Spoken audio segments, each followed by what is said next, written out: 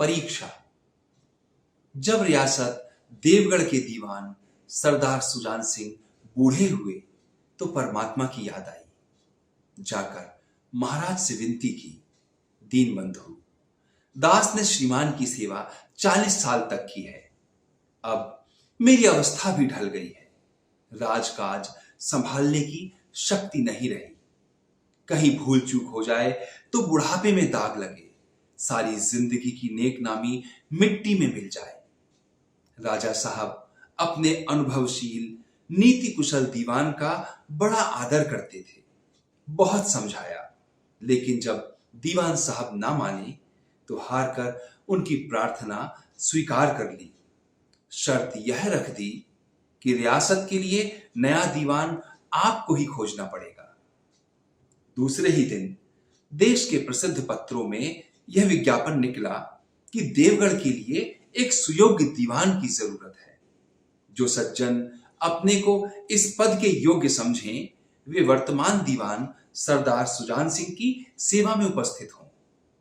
यह जरूरी नहीं है कि वे खूब पढ़े लिखे हों, मगर हष्ट पुष्ट होना आवश्यक है। मंदाग्नि के मरीज को यह कष्ट उठाने की कोई जरूरत नहीं।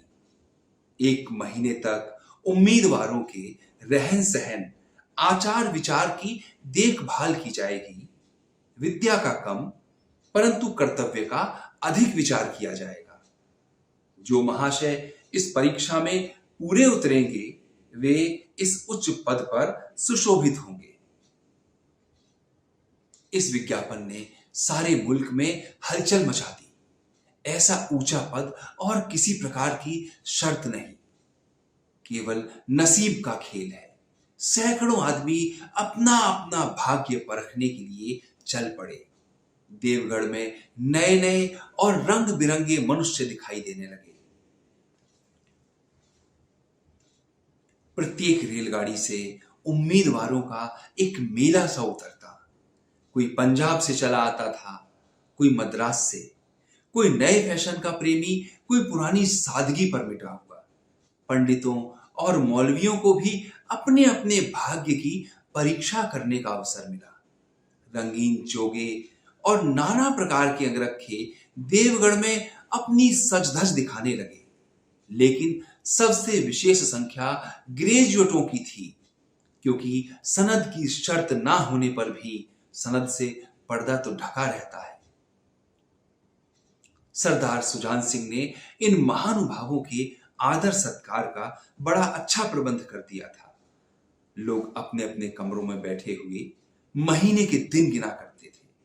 हर एक व्यक्ति अपने जीवन को अपनी बुद्धि के अनुसार अच्छे रूप में दिखाने की कोशिश करता था।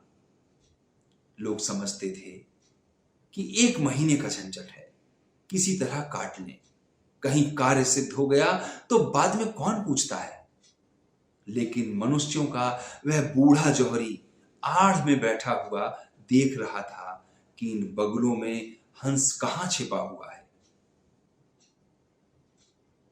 एक दिन फैशन वालों को सूझी कि हॉकी का खेल हो जाए। फील्ड बनाया गया, खेल शुरू हो गया। धावे के लोग जब गेंद को लेकर तेजी से उड़ते तो ऐसा जान पड़ता कोई लहर बढ़ती चली आ रही है। लेकिन दूसरी ओर के खिलाड़ी इस बढ़ती हुई लहर को इस तरह रोक लेते थे मानो लोहे की दीवार है। इस मैदान से जरा हटकर एक नाला था। खेल अभी बंद ही हुआ था कि एक किसान अनाज से भरी गाड़ी लिए हुए उस नाले में आया। नाले में कीचड़ था, गाड़ी ऊपर न चढ़ सकती थी। किसान कभी बैलों को ललकारता, कभी पहियों को हाथ से धकेलता, लेकिन बोझ अधिक था और बैल कमजोर। गाड़ी ऊपर न चढ़ती। किसान बार बार जोर लगाता और बार बार झुंझलाकर बैलों को मारता, लेकिन गाड़ी खिसकने का नाम ना लेती। बेचारा निराश होकर ताकता, मगर वहां कोई सहायक नजर नहीं आता। इसी बीच खिलाड़ी हाथों में डंडे लिए उधर से गुजरे। किसान ने उनकी तरफ सहमी आंखों से देखा। खिलाड़ियों ने भी उसको देखा, मगर उनमें सहानुभूति ना थी। उनमें स्वार्थ था, मद था। लेकिन उसी समूह में एक ऐसा मनुष्य था जिसके हृदय में दया थी और साहस था। आज हॉकी खेलते हुए उसके पैरों में चोट लग गई थी।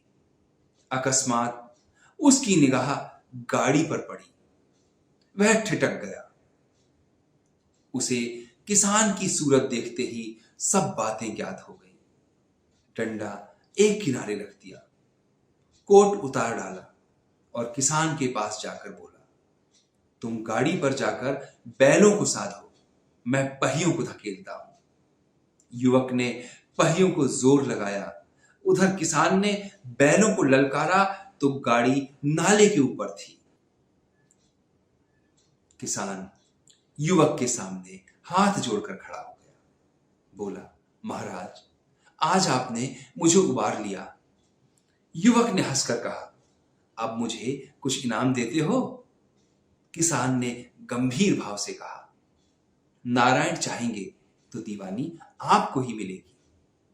युवक ने किसान की तरफ गौर से देखा। उसके मन में एक संदेह हुआ, कहीं ये सुजान सिंह तो नहीं है? आवाज मिलती है, चेहरा मोहरा भी वही लगता है। महीना पूरा हुआ और चुनाव का दिन आ पहुंचा। दीवानी के उम्मीदवारों का समूह दरबार में आ बिराजा। तब सरदार सुजान सिंह ने खड़े होकर कहा, दीवानी के उम्मीदवार महाशयों, मैंने आप लोगों को जो कष्ट दिया है उसके लिए मुझे क्षमा कीजिए। इस पद के लिए एक ऐसे पुरुष की आवश्यकता है जिसके हृदय में दया हो और साथ साथ आत्मबल। हृदय वह जो उदार हो और आत्मबल वह जो विपत्ति का वीरता के साथ सामना करे। इस रियासत के सौभाग्य से हमको ऐसा पुरुष मिल गया है। मैं रियासत को पंडित जानकी नाथ सा दीवान पाने पर बधाई देता हूं। सरदार सुजान सिंह ने फिर कहा, आप लोगों को यह स्वीकार करने में कोई आपत्ति ना होगी कि जो पुरुष स्वयं जख्मी होकर भी एक गरीब किसान की भरी हुई गाड़ी को दलदल से निकालकर नाले के ऊपर चढ़ा दे, उसके हृदय में साहस, आत्मबल और उदारता का वास है। ऐसा आदमी गरीबों को कभी ना सताएगा। वह चाहे धोखा खा जाए, परंतु दया और धर्म से कभी ना हटेगा।